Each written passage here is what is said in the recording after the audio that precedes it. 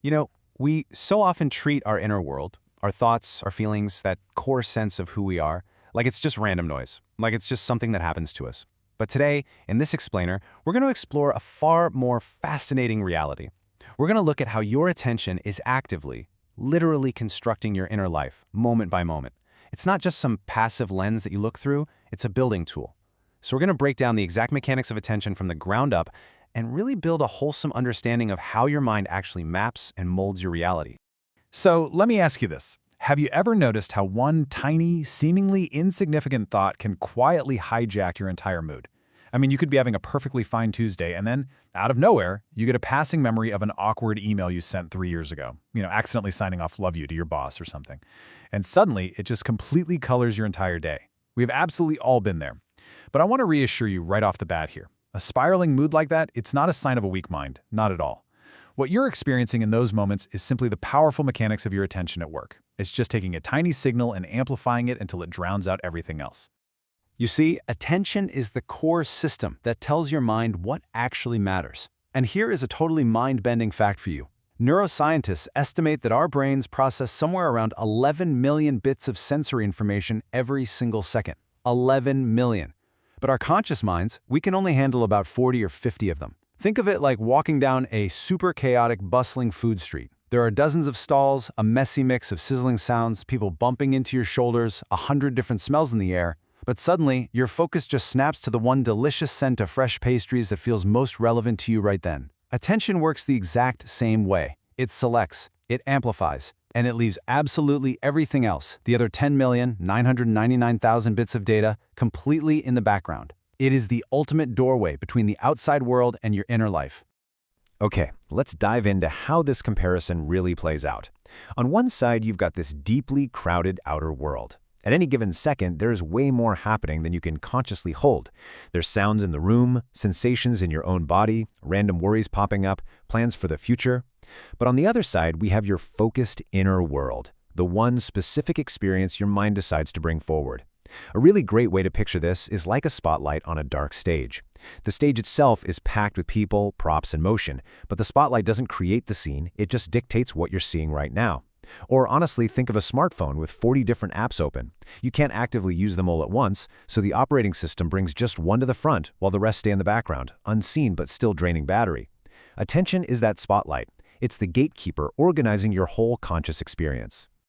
Now let's look at the step-by-step mechanics of how this actually happens, because it's a very specific process. First, attention selects something from that massive crowded world to pull into the foreground. Second, it amplifies it. And this is key. Your mind isn't just a passive camera, it's a live commentator. Whatever you keep turning toward gets more meaning, more weight. Imagine taking a microphone and placing it right next to a speaker. The mic doesn't invent the sound, but once it's close, that sound comes through way louder and completely dominates. Turning your attention toward a thought is exactly like turning up the gain on that mic. Third, this repetition starts to build mental habits. And fourth, it actively excludes other possibilities. It hides the nuance of a situation and leaves the rest of the stage completely in the dark. So the absolutely crucial point here is this. What feels familiar often feels true. Let's just slow down for a second and really absorb that, because it's profound. One single moment of attention is rarely enough to reshape who you are. What reshapes us is patterned attention. Why? Because the brain is basically an energy-saving machine. It operates on cognitive ease. It trusts what it already knows because processing something entirely new takes serious metabolic work, so it frequently confuses repetition with reality. Think of water slowly wearing a path into the soil. A single drop? It doesn't do anything dramatic, but over time, repeated flow creates a deep, unavoidable channel. If you repeatedly attend to a self-critical thought, like "I always mess things up," it begins to sound less like a passing thought and way more like a hard, undeniable fact. And this brilliantly illustrates our next core idea. Your inner life isn't just what happens inside you. It's what gets repeatedly shaped by attention. Beliefs don't usually start out as abstract logical conclusions, right? They almost always begin as repeated interpretations. Let's say someone often notices the slightest hint of disappointment in their relationships.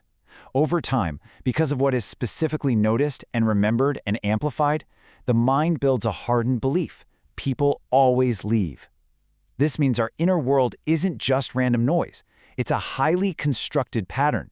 Your attention isn't just pointing at things, it is literally building things. And this building process, it extends directly to our emotions, which is easy to overlook because emotions usually feel like they just kind of happen to us, totally without our permission. But the truth is, many emotions grow stronger specifically because they're attended to repeatedly. They are highly responsive. Fear grows when your mind keeps checking the horizon for threats. Anger swells when you keep replaying an offense in your head, tweaking what you should have said in that argument. Shame deepens when you constantly inspect yourself for defects. But conversely, calm grows when your mind keeps resting on what is safe and steady. Picture a campfire. A tiny spark only becomes a raging, uncontrollable blaze if you keep feeding it oxygen and dry wood. Attention is the oxygen for your inner states. Whatever you keep feeding naturally becomes easier to sustain. To really ground this theory, let's walk through a real-world example. Consider a student preparing for major exams or even a professional stepping into a high-stakes performance review. First, you have the external event, the syllabus, the project expectations, the ticking clock. But very quickly, attention starts its work. The person notices a weak topic or a missed metric, which leads right to step 2, the thought, I am behind. And because that feels incredibly important, it gets revisited, it gets amplified. Which brings us to step 3, emotion. Anxiety, that tight chest, the dread starts entering the picture. The person keeps checking their perceived failure out of fear, which ultimately hardens into step 4, identity. I am not enough. Do you see that loop? A single external event loops into a hardened sense of self. The inner life isn't built from the exam or the review itself, it's built from the repeated inner response wrapped around it. All right, let's zoom out and look at how all these layers build the entire system in one clear view. At the very base layer, attention selects something, bringing it right to the foreground. Then, repetition kicks in. That same kind of thing is noticed again, and a mental path begins to form. Next, emotion enters the chat. The thing you're attending to gains a powerful charge and starts feeling incredibly important. And because of this, belief forms. The repeated meaning becomes convincing and starts to feel completely true. Finally, at the deepest layer, we hit identity. The story is repeated often enough that it starts to feel entirely like me. This whole progression proves a massive, game-changing realization. Attention is not just about concentration. It is about deep structural construction of who you are. Which brings us to the most important question you can ask yourself as we wrap up this explainer. What is your attention feeding right now? Like, what is getting louder in your life simply because you keep returning to it? Once you understand that your attention is a shaping force, you gain a remarkable new kind of freedom. You can shift from just drifting on autopilot to having real intentional direction. Now, you don't have to control every single passing thought, that's literally impossible, but you can step into the role of a gentle curator of your inner world. You can actually notice when you're rehearsing shame or anxiety and gently choose to strengthen clarity or steadiness or meaning instead. Your attention is what your inner life becomes. So as you go through the rest of your day, I want to leave you with this to ponder. What kind of world are you quietly building inside yourself today?